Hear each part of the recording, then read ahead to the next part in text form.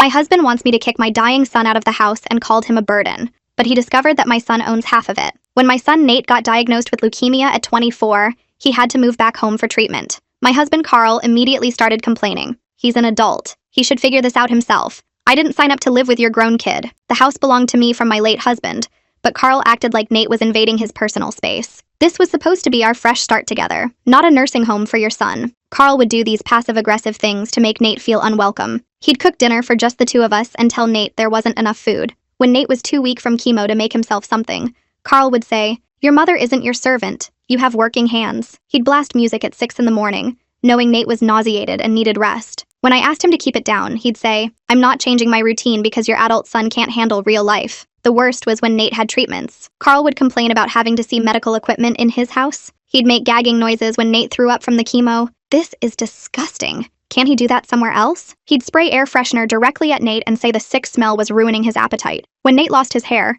Carl bought him a hat that said "freeloader" and left it on his bed. "Just a joke," he said when I confronted him. "Someone needs to keep spirits up around here." Carl started trying to charge Nate rent. He's living here for free. That's not teaching him anything about responsibility. When I reminded him that Nate couldn't work because he was fighting cancer, Carl said, "Plenty of sick people still contribute. He's just using his illness as an excuse to be lazy." He'd leave printouts of apartment listings on Nate's bed, circle help wanted ads, and tape them to his door. Tell him about friends whose kids were successful and independent. Tommy's son just bought his own house, but I guess some kids are raised to be achievers and others are raised to expect handouts. One day, Nate's white blood cell count dropped dangerously low, and he had to be extra careful about germs. Carl deliberately invited his poker buddies over. 6 guys smoking cigars and coughing everywhere. When I begged him to cancel, he said, "This is my house too. I'm not going to stop living because your son has a weak immune system." Nate ended up in the hospital with an infection that almost killed him. While Nate was in the ICU, Carl told me this was a sign. Maybe it's time to look into long-term care facilities. This isn't working for anyone. He actually brought me brochures for nursing homes. They have trained professionals. It would be better for everyone. That's when I remembered something important. The house wasn't just from my late husband.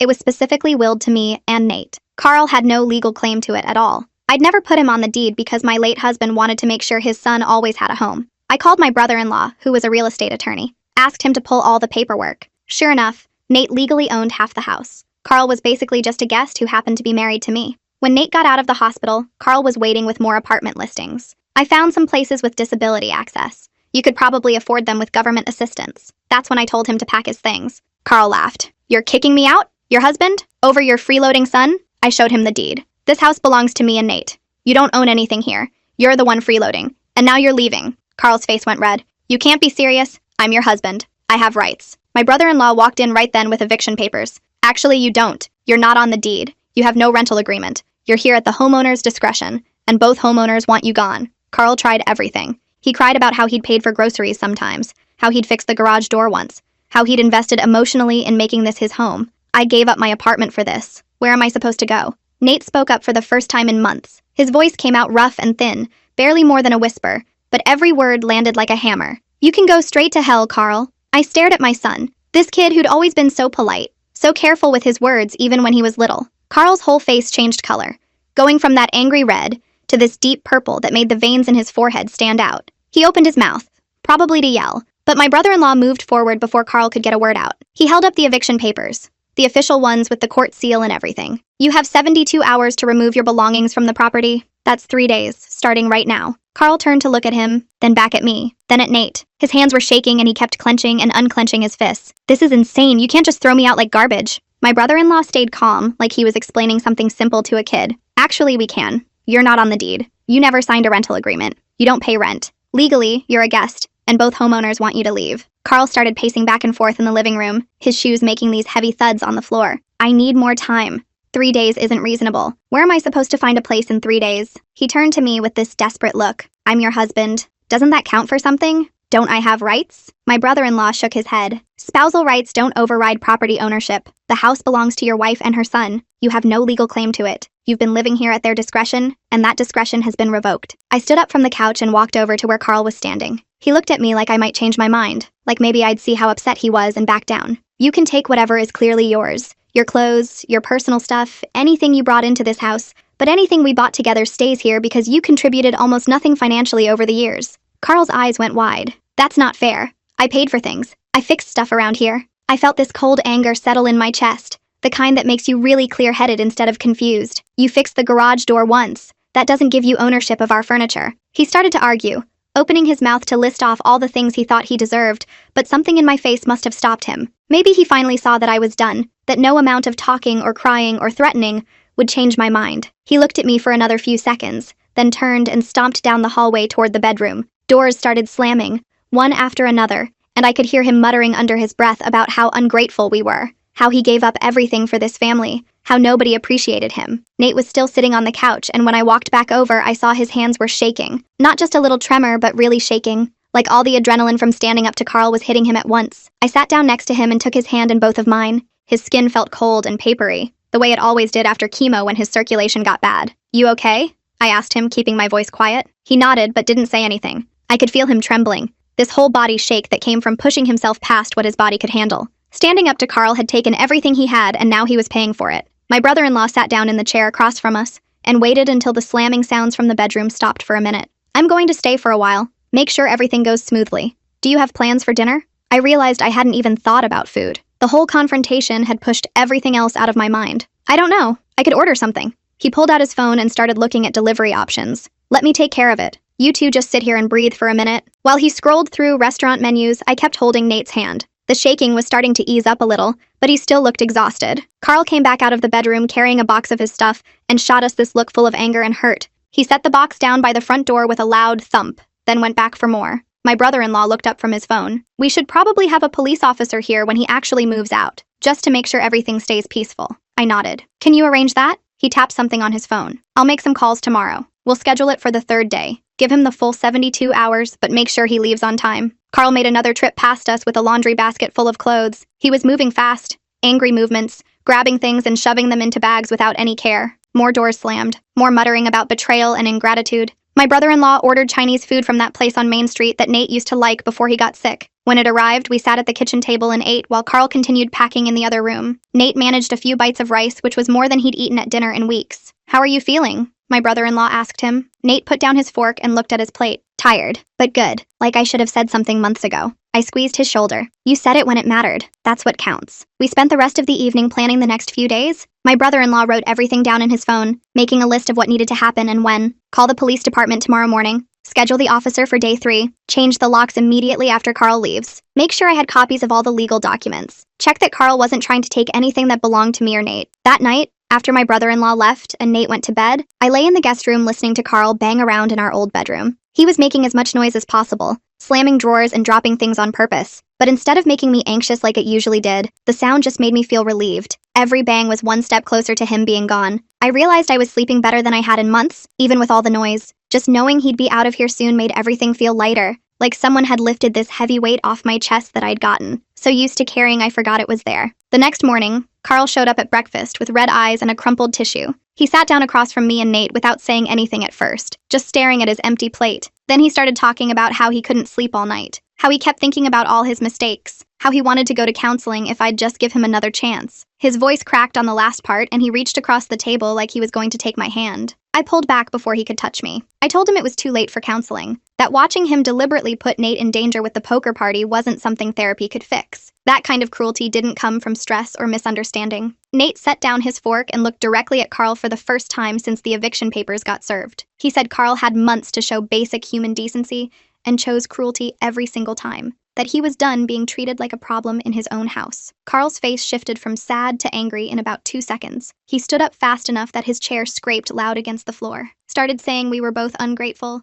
and that he gave up his whole life to be here. My brother-in-law's car pulled into the driveway right then, which cut off whatever else Carl was about to say. Carl grabbed his coffee mug and went back to the bedroom, slamming the door hard enough to rattle the pictures on the wall. The rest of that day felt long and tense. Carl stayed in the bedroom most of the time, only coming out to grab more boxes from the garage or use the bathroom. Every time he walked past us, he'd mutter something under his breath. Not quite loud enough for me to catch the words, but the tone made it clear he was angry. I stayed in the living room with Nate, helping him sort through some of his old college textbooks to pass the time. Nate looked exhausted, dark circles under his eyes and his hands shaking slightly when he tried to lift anything heavy. The confrontation at breakfast had taken more out of him than I realized. Around 3 in the afternoon, Carl came out carrying a box of his clothes and stopped in the doorway. He looked at Nate and said something about how some kids appreciate what their parents do for them, how other kids just take and take until there's nothing left. I stood up and told him to finish packing without the commentary. He laughed this bitter sound and said I'd regret choosing a grown man over my husband. That Nate would probably move out the second he felt better, and I'd be alone. Then he'd be the one laughing. Nate didn't respond, just kept his eyes on the book in his lap.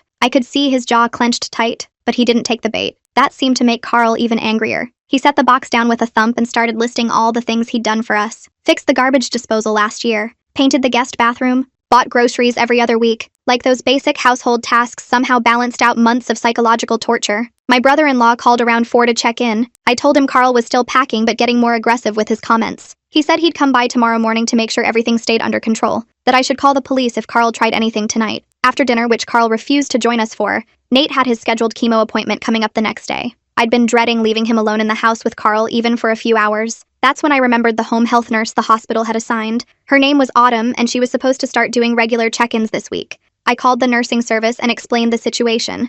Asked if Autumn could come stay at the house during Nate's appointment instead of her usual afternoon visit. The coordinator said she'd check and called me back 20 minutes later. Autumn had agreed to come at 8 in the morning and stay until we got back from the clinic. The next morning, Autumn showed up right on time. She was probably in her 40s, with short gray hair and this no-nonsense way of walking into the house like she owned it. I explained quickly about Carl packing to leave and how I didn't want Nate alone with him. She nodded once and said she understood completely. Then she positioned herself in the living room where she could see both the front door and the hallway to the bedrooms. Carl came out around 8:30 and stopped when he saw Autumn sitting there. She introduced herself as Nate's nurse and said she'd be staying for a few hours. Carl's face went red, but he didn't say anything. Just grabbed another box and went back to packing. I drove Nate to the oncology clinic, which took about 30 minutes in morning traffic. The waiting room had that chemical smell mixed with air freshener that all medical buildings seem to have. We checked in at the front desk and sat down in the plastic chairs near the window. Nate leaned his head back against the wall and closed his eyes. His skin looked pale under the fluorescent lights, and I noticed his hands were trembling again. A nurse called his name after about 10 minutes, and we followed her back to one of the treatment rooms. The room had 2 big reclining chairs, medical equipment on rolling carts, and cheerful posters about staying positive during treatment. Dr. Sanford came in a few minutes later with Nate's chart. She was a woman in her 50s with kind eyes and gray streaks in her dark hair. She asked Nate how he was feeling, checked his vitals, and looked over his recent blood work results. Then she turned to me and asked how his recovery environment was going at home. I hesitated for a second, not sure how much to share. But then I figured his doctor should know about major stress factors. I explained that we were removing a significant source of stress from the household, that my husband had been making Nate's recovery much harder and was now moving out. Dr. Sanford nodded slowly and said something that surprised me. She said emotional stability could genuinely impact treatment outcomes, that stress hormones affect the immune system, and creating a peaceful environment wasn't just about comfort. It could actually help Nate's body respond better to the chemotherapy. She wrote something in his chart and said she was glad we were taking steps to protect his recovery space. After the appointment, Dr. Sanford walked us out to the waiting area. A man was standing near the reception desk talking to one of the nurses. He looked up when we came out and Dr. Sanford smiled. She introduced him as her husband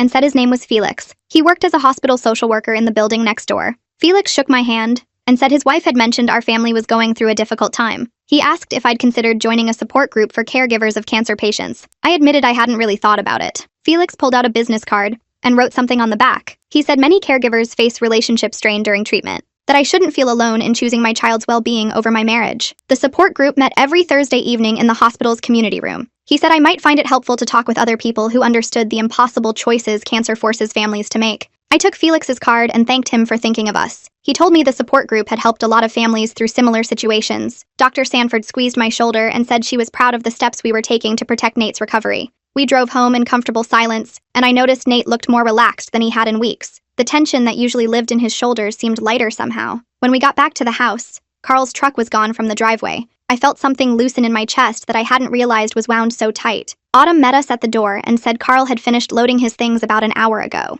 She mentioned he tried to take some kitchen appliances that were clearly mine, but she stopped him and made him put them back. I thanked her for staying and asked if she could come back regularly to help with Nate's care. She agreed immediately and said she'd be here 3 times a week to check his vitals and help with the port care. After Autumn left, Nate and I just stood in the living room looking around. The house felt different already, like we could finally breathe in our own space. That night, we ordered pizza from Nate's favorite place, the one Carl always said was too greasy and refused to eat. We set up in the living room with the medical equipment right there in plain sight, something Carl would have complained about endlessly. Nate picked a movie he'd been wanting to watch, and we didn't worry about the volume or whether the light from the TV would bother anyone. I watched my son laugh at something on screen, really laugh, and realized I hadn't heard that sound in months. The simple act of relaxing in our own home without walking on eggshells felt almost strange. Over the next week, I threw myself into making the house a real recovery space for Nate. I moved furniture in his room so he could reach everything he needed without getting up too much. His medications went into a proper organizer with alarms so we wouldn't miss doses. I planned meals around his nausea patterns, keeping bland foods ready for bad days, and his favorites available when he felt better. The spare bedroom became a quiet space where he could rest when the living room felt too bright or loud. I bought blackout curtains and a white noise machine. Small things that Carl would have mocked as coddling, but that actually helped Nate sleep better between treatments. On Wednesday, Autumn showed up right on time for her first official visit. She checked Nate's blood pressure, temperature, and oxygen levels while asking him questions about his symptoms. Then she examined the port in his chest where the chemo went in, cleaning around it carefully and checking for any signs of infection. While she worked, she commented that Nate seemed much more engaged than during her first visit. His answers were longer, his eye contact better. I explained about Carl moving out and how the stress level in the house had dropped dramatically. Autumn nodded, like this made perfect sense, and said she'd seen it before with other patients. Toxic family members could genuinely impact recovery outcomes. Friday afternoon, someone knocked on the door, and I opened it to find a young woman about Nate's age holding a shopping bag. She introduced herself as Chloe, Nate's friend from college. I remembered her from before Nate got sick, but I hadn't seen her since his diagnosis. Chloe explained that she'd wanted to visit earlier, but Carl had made her feel so unwelcome the one time she tried that she'd been afraid to come back. She'd called Nate yesterday, and he told her Carl was gone, so she hoped it was okay to stop by now. I invited her in immediately, and Nate's whole face lit up when he saw her. Chloe pulled board games out of her bag and spread them across the coffee table. For the next 3 hours, I heard Nate laughing and joking with his friend, sounding more like his old self than he had in months. Chloe treated him completely normally, teasing him about bad game moves and arguing over rules, not tiptoeing around his illness like he was made of glass. When she left, she hugged him carefully and promised to come back soon. Nate was smiling as he headed to his room for a nap, and I felt grateful that Carl's absence was letting his friends back into his life. My phone buzzed that evening with a text from Carl. It was a long message about how sorry he was, how he'd been under so much stress, how he wanted to work things out. I deleted it without responding. An hour later, another text came through, this one angry, calling me selfish for choosing Nate over our marriage. Then another apology. Then one calling me manipulative. The messages kept coming, swinging wildly between remorse and blame. Finally, one came through calling me a witch who had turned his stepson against him, and I'd had enough. I blocked Carl's number and felt relieved when my phone went quiet. The next morning, Matthew called. He apologized again for his brother's behavior and said Carl was staying with him temporarily while looking for his own place. Matthew's voice sounded tired as he explained that Carl complained constantly about being the victim, showed no real understanding of why we'd kicked him out. According to Matthew, Carl was telling everyone that Nate had manipulated me into choosing him over my husband. I thanked Matthew for everything he'd done to help with the move, but I told him I needed space from anything Carl related right now. Matthew understood completely and said he'd only reach out if there was a genuine emergency. 2 days later, Nate had his next round of chemotherapy scheduled. I drove him to the hospital early in the morning, and the treatment hit him harder than the previous one had. By the time we got home, he was pale and shaking, barely able to walk from the car to his room, but having a peaceful home made such a difference in his recovery. I could play soft music without worrying about Carl complaining. I kept the lights dim throughout the house. I focused entirely on Nate's comfort, bringing him water and crackers, helping him to the bathroom, sitting with him when the nausea got bad. There was no one making gagging noises or spraying air freshener or commenting about how disgusting it all was. Just quiet support and care. A week after that treatment, we went back to Dr. Sanford's office for blood work results. She looked over the numbers carefully before telling us that Nate's white blood cell count was improving. He wasn't out of danger yet, and the treatment still had a long way to go, but the progress was genuine and encouraging. Dr. Sanford emphasized how important it was to maintain the low-stress environment we'd created. She said emotional stability affected the immune system in measurable ways, and removing Carl from the house had likely contributed to Nate's improved numbers. The next day, Felix called to check in on us. He asked how we were managing financially with all the medical bills piling up. I admitted it was getting scary, that I was worried about being able to afford Nate's medications on top of everything else. Felix said he'd been looking into some options and thought he could connect us with a financial assistance program through the hospital. He walked me through the application process over the phone, and by the end of the call, he'd submitted everything we needed. 3 days later, Felix called back to say we'd been approved. The program would cover a significant portion of Nate's medication costs going forward. I hung up the phone and cried with relief, overwhelmed by the kindness of people who barely knew us but wanted to help anyway. Requested Reds is on Spotify now. Check out link in the description or comments. The caregiver support group met in a church basement every Tuesday evening. I walked in nervous, not sure what to expect, and found about 15 people sitting in a circle of folding chairs. A woman named Patricia ran the group and welcomed me warmly, asking me to share my story when I felt ready. I listened to other parents talk about their kids going through cancer treatment. One father described his teenage daughter's bone cancer and how exhausting the hospital stays were. A mother talked about her son's brain tumor and the constant worry that came with every scan. Several people mentioned relationship strain with their partners, and I realized Carl's behavior wasn't completely unique, though his cruelty seemed more extreme than most. One man said his wife couldn't handle seeing their child sick and spent most evenings at her sister's house. Another woman mentioned her husband drank more during their daughter's treatment and became distant. The common thread was partners who couldn't cope and made everything harder instead of being supportive. When Patricia asked if I wanted to share, I told them about Nate's leukemia and about kicking Carl out of the house. The group listened quietly as I explained how Carl had made Nate feel unwelcome in his own home, how he'd endangered Nate's life with the poker party, how he'd suggested nursing homes while Nate was in the ICU. A woman named Jennifer spoke up after I finished. She said she divorced her husband 2 years ago during her daughter's treatment because his stress and complaints made everything worse. Her voice was steady as she explained it was the hardest decision she ever made, but absolutely the right one. Her daughter was in remission now, and Jennifer said removing that toxic stress from their home had helped both of them heal. She looked directly at me and said I'd done the right thing, that protecting my son was what mattered most. Other people nodded, and several shared similar stories of having to choose between their sick child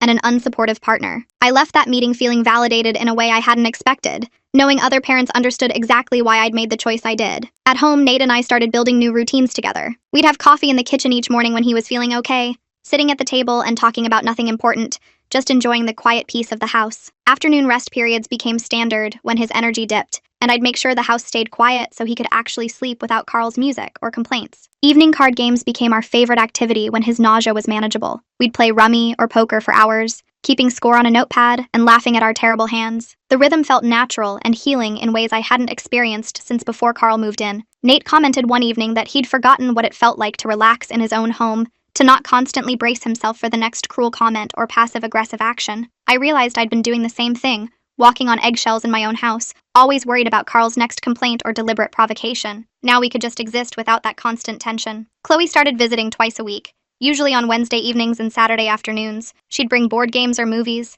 sometimes cooking dinner for all of us when Nate's appetite was good. The second week she visited, she brought 2 other friends from college who wanted to support Nate. A guy named Ryan and a girl named Sophie showed up with pizza and a stack of video games. They treated Nate normally, joking with him, and including him in conversations without tiptoeing around his illness or treating him like he was fragile. The house filled with young voices and laughter, the kind of energy that had been completely absent during Carl's time here. Carl had preferred oppressive silence, complaining if Nate made any noise or had friends over. Now the living room buzzed with life, and I could see Nate's spirits lift with each visit. He smiled more, engaged more, seemed more like himself than he had in months. My phone buzzed one evening with a notification from Nate's laptop. He'd set up his social media to alert me if Carl tried to contact him, and sure enough, there were 3 messages from Carl in his inbox. The first one talked about how hurt Carl was, how he'd made mistakes but wanted to make things right. The second one asked Nate to convince me to reconsider, saying we were a family and families work through problems. The third one got manipulative, saying Nate must know how much stress Carl was under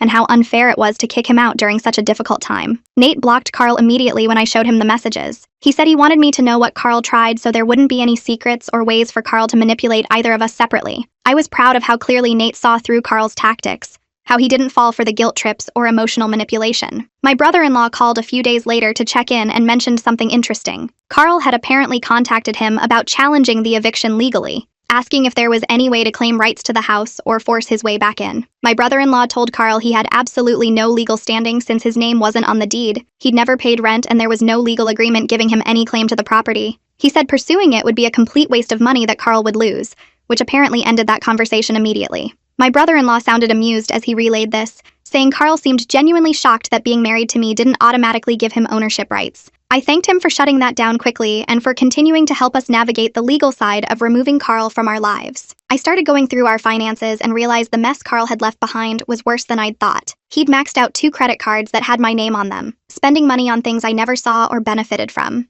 The statements showed charges at bars, restaurants, sporting goods stores, all things Carl bought for himself while complaining that Nate was a financial burden. I made an appointment with a financial advisor to figure out how to separate our finances completely and protect my credit from any more damage Carl might try to cause. The advisor was a woman named Linda who specialized in helping people untangle shared finances during separations. She reviewed all our accounts and credit cards, making notes about what was joint and what was separate. Linda explained that since the house was only in my and Nate's names, Carl couldn't claim any equity even though we were still legally married. She said the fact that he'd never contributed to mortgage payments and wasn't on the deed meant he had no financial claim to the property at all. That was a relief to hear confirmed by a professional. Linda helped me start the process of removing Carl from the joint credit cards and closing the accounts he'd maxed out, She also suggested I pull my credit report to make sure Carl hadn't opened anything else in my name without telling me. I started researching divorce procedures that evening, reading about what was required in our state and how long the process typically took. Linda had mentioned that I should wait until Nate's health was more stable before filing,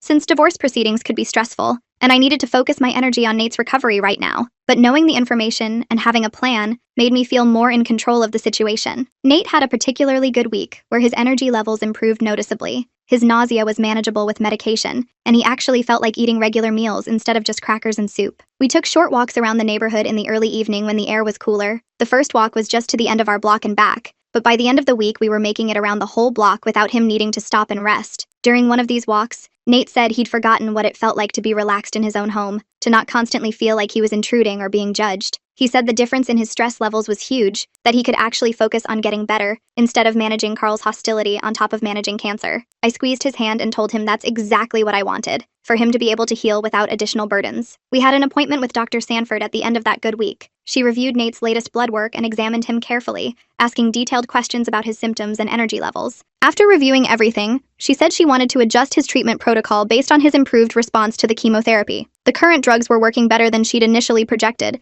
and his body was tolerating them well. She explained the adjustments she wanted to make and what we could expect in terms of side effects and recovery time. Then she looked at both of us and said she was cautiously optimistic that we were seeing real progress. Her exact words were that the leukemia was responding to treatment in encouraging ways, though she reminded us that this was a marathon and not a sprint. There would be months more of treatment ahead, possibly years of maintenance therapy, but the trajectory was good. Nate and I left that appointment feeling hopeful for the first time since his diagnosis, like maybe we really could beat this thing. The next afternoon, Travis stopped by while I was checking the mail. He shifted his weight from foot to foot, looking uncomfortable about whatever he needed to say. He mentioned he'd seen Carl's car drive past the house twice in the past week, both times going really slow, like he was checking to see who was home. I thanked Travis for telling me and went inside to call the police non-emergency line. The woman who answered took down all the information about the drive-bys and Carl's previous eviction. She said they'd create a report to start a paper trail in case Carl tried anything worse later. Having it documented made me feel slightly better, like we had some protection if things got bad.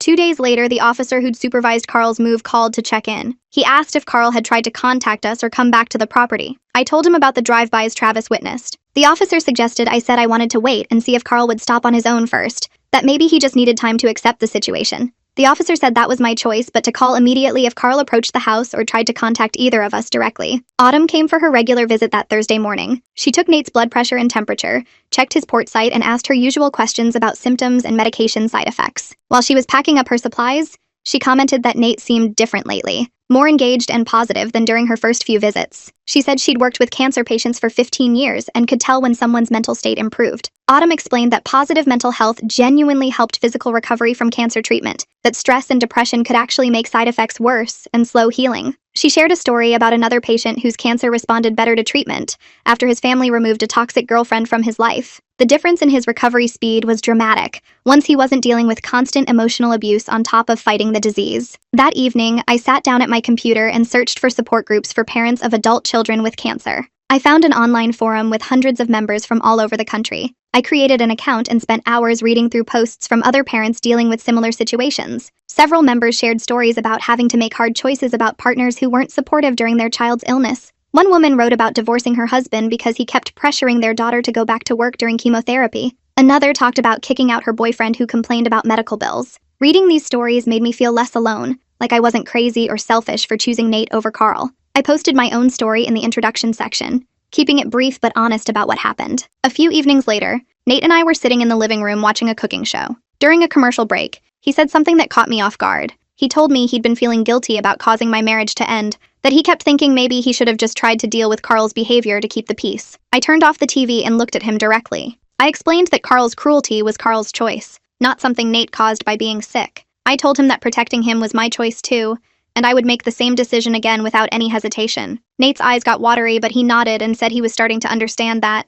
talking to the other young adults in his cancer support group helped him see the situation more clearly. Chloe showed up Saturday afternoon with her laptop tucked under her arm. She asked Nate if he wanted to video call some of their friends from college who'd been asking about him. Nate's face lit up in a way I hadn't seen in months. Chloe set up the laptop at the kitchen table and spent the next 2 hours helping Nate reconnect with people he'd lost touch with during treatment. I could hear laughter coming from the kitchen, actual genuine laughter that made my chest feel lighter. Later, Chloe told me that social connection was just as important as medicine for Nate's recovery. That feeling isolated made everything harder. I hugged her and thanked her for being such a good friend to my son. My phone buzzed with a text from Matthew on Sunday morning. He wrote that Carl had moved out of his place and was staying with some friend now. Matthew said he'd tried multiple times to get Carl to see a therapist to work through his anger and resentment, but Carl insisted everyone else was the problem and he didn't need help. Matthew apologized again for his brother's behavior and said he hoped Nate was doing better. I texted back a brief thank you and left it at that. I didn't have energy to discuss Carl with anyone right now. Wednesday evening was my caregiver support group meeting at the community center.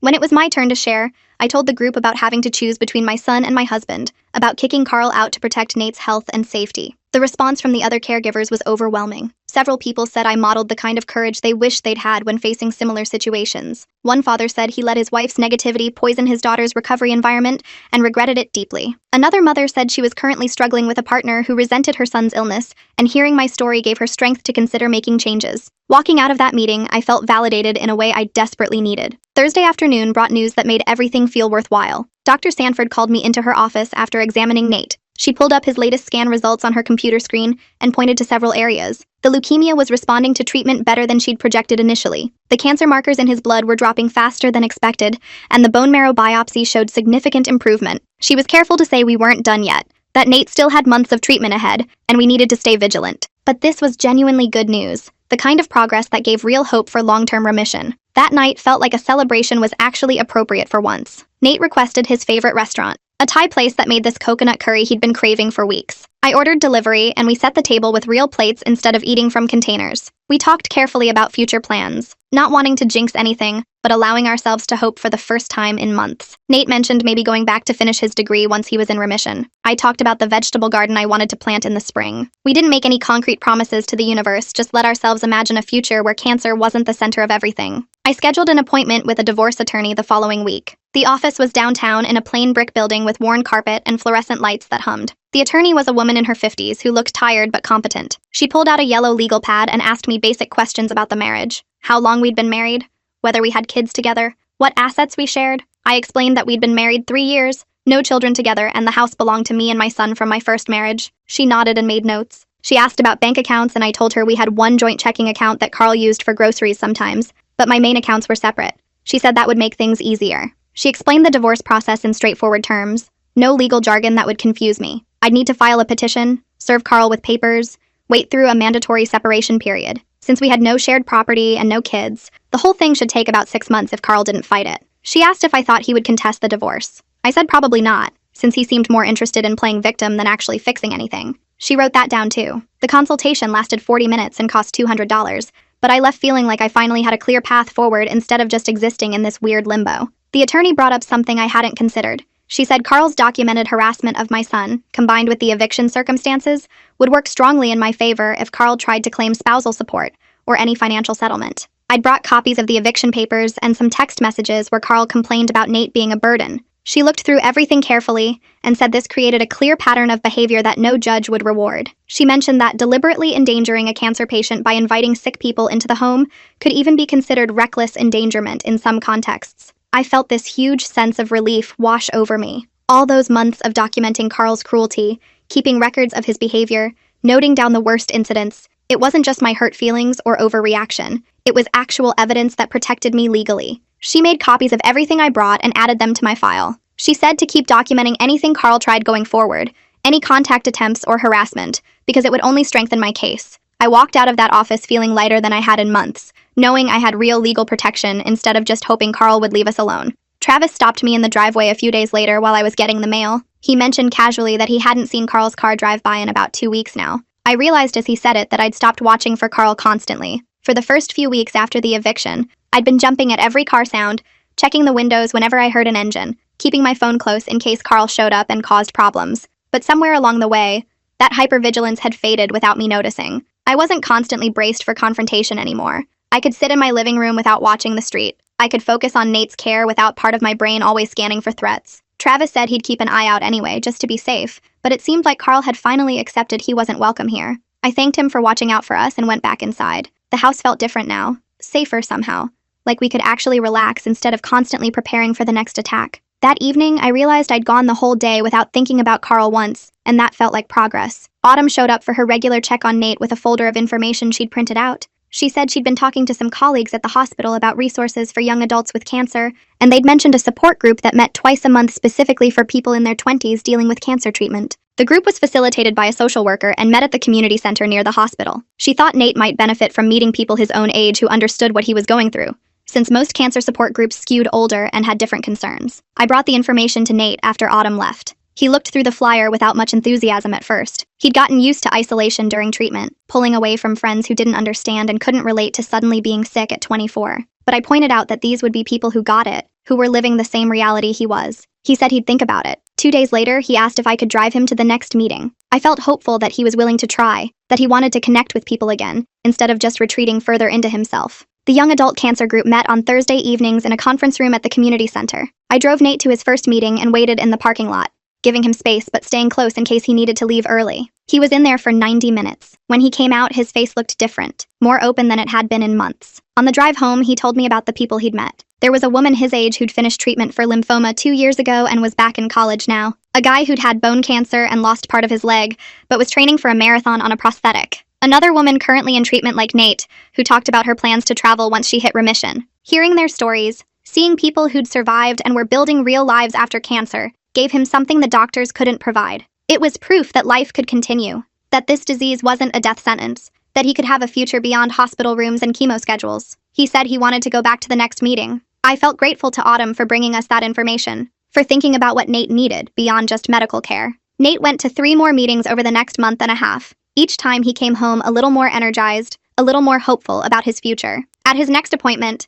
Dr. Sanford pulled me aside while Nate was getting blood drawn. She wanted to discuss his long-term treatment plan, now that he was responding so well to chemotherapy. She explained that Nate would need maintenance therapy for years, probably low-dose chemo and regular monitoring, but the prognosis was genuinely good. She used words like remission and survival rate and 5-year outlook, terms that felt almost impossible to believe after months of just trying to keep him alive day to day. She said his positive response to treatment was partly due to his age and overall health before diagnosis, but she also credited the stable home environment we'd created. Stress impacts treatment outcomes more than people realize, she said. Patients who feel safe and supported tend to respond better to therapy. She didn't know the details of what we'd been through with Carl, but she could see the difference in Nate's demeanor over the past few months. I thanked her, and felt this overwhelming sense that kicking Carl out had been the right choice, that protecting Nate's peace had literally helped save his life. I woke up one morning without a headache for the first time in months. I'd been having tension headaches almost daily during Carl's time in the house, plus sleeping badly, waking up multiple times a night, never feeling fully rested.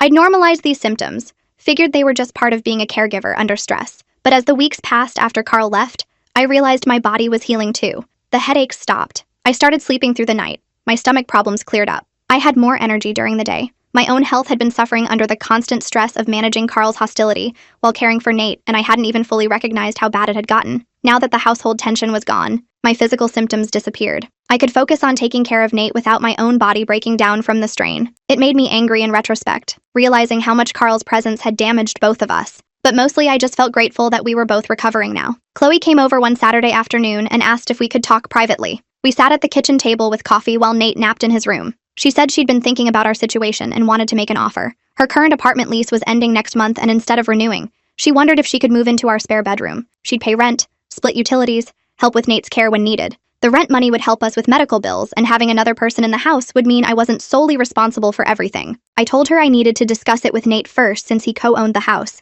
and this would affect him too. That evening I brought it up with Nate. His face lit up at the idea. He said having Chloe around made everything feel more normal, less like a medical facility and more like a home. We talked through the practical details, what rent would be fair, how we'd handle household responsibilities, whether Chloe understood the reality of living with someone in cancer treatment. The next day, I called Chloe and told her yes. Suddenly, our home felt like it was becoming a real family space again. Not the tense battlefield it had been with Carl, but a place where people actually cared about each other. Chloe moved in 3 weeks later with enthusiasm and respect that felt completely different from Carl's entitled attitude. She brought her furniture for the spare bedroom, her books and plants and artwork that made the space feel lived in. She immediately asked about house rules, about what times to keep quiet for Nate's rest periods, about cleaning schedules and food arrangements. She wanted to fit into our household, not force us to accommodate her. The first week she was there, she cooked dinner twice without being asked, cleaned the kitchen thoroughly, and spent an evening setting up a video game system in the living room so she and Nate could play together when he felt up to it. Her presence added life to the house without any of the toxicity Carl had brought. She'd laugh with Nate about college memories, include me in their conversations, respect when Nate needed quiet or when I was stressed about medical appointments. The house felt warm again, like a place where people actually wanted to be, instead of a prison we were all trapped in. 6 months after Carl's eviction, I finally filed for divorce with my attorney's help. The paperwork went through the court system without any contest from Carl. He never responded to the petition, never tried to fight the terms, never showed up for any hearings. My attorney said this meant he'd either accepted the situation or moved on to other concerns. I suspected he'd found someone else to manipulate, some new person who didn't know his patterns yet. The divorce was finalized on a Tuesday morning in a brief court hearing where the judge reviewed the uncontested petition and signed the decree. I walked out of the courthouse feeling free in a way I hadn't felt since before I married Carl. That evening, Nate, Chloe, and I celebrated with takeout from Nate's favorite restaurant. We didn't make a big deal of it, didn't throw a party or anything dramatic, just quietly acknowledged that this chapter was finally closed. Nate raised his glass of juice and said he was proud of me for choosing us over Carl. Chloe agreed. I felt like we were finally building the life we deserved, one where cancer was the main challenge we faced, not deliberate cruelty from someone who should have been supporting us. Nate's next chemo session went better than any of us expected. He sat in the treatment chair for 4 hours while the medication dripped into his port, and he barely felt sick afterward. Dr. Sanford came by to check his vitals and review his latest blood work. She said his white blood cell count was holding steady, his platelets looked good, and his body was handling the treatment better than most patients she'd seen. She pulled me aside in the hallway and mentioned that Nate's positive attitude was probably helping more than he realized. Stress weakened the immune system, and removing Carl from our home had eliminated a major source of daily stress. She said she'd seen patients turn around completely once toxic people left their lives, and Nate seemed to be following that pattern. I felt relief wash over me knowing we'd made the right choice. When we got home that evening, Nate actually had enough energy to help me make dinner. He chopped vegetables while I cooked chicken, and we talked about normal things like what movie we wanted to watch later. It felt almost normal, like we were just a regular family doing regular things instead of fighting cancer every single day. The three of us fell into comfortable routines over the next few weeks. Friday nights became movie night where we'd order pizza and watch whatever Nate picked. Chloe always made popcorn with extra butter, and we'd pile blankets on the couch and just relax together. Sunday mornings meant breakfast together at the kitchen table. Chloe would make pancakes, I'd cook eggs and bacon, and Nate would set the table and pour orange juice. We'd sit there for hours sometimes, just talking and laughing about nothing important. The house felt warm and alive in ways it never had when Carl lived here. There was no tension hanging in the air, no walking on eggshells, no wondering when the next cruel comment would come. Chloe fit into our little family perfectly. She respected Nate's need for quiet when he felt sick. She helped with cleaning without being asked, and she made both of us laugh when we needed it most. Having her there meant I wasn't carrying everything alone anymore, and Nate had someone his own age to talk to about normal things. My brother-in-law came over for dinner on a Thursday evening. I'd made lasagna, Nate's favorite meal, and we all sat around the dining room table together. He looked around the house and commented on how different everything felt now. He said Nate looked healthier, that there was color in his face again, and that I seemed happier and less stressed than he'd seen me in years. He told us that helping us evict Carl was one of the most satisfying legal cases he'd ever handled. Most of his work involved boring paperwork and difficult divorces, but getting to help family and remove someone genuinely harmful from our lives felt meaningful. He said he'd worried about me during those months with Carl, that he'd seen how drained I looked whenever he visited, but he hadn't wanted to overstep. Now he could see we were healing, both of us, and that made him glad he'd been able to help. Nate thanked him for stepping in when we needed it, and my brother-in-law just smiled and said that's what family does. One evening, about a week later, Nate and I sat together on the front porch watching the sun go down. The sky turned orange and pink,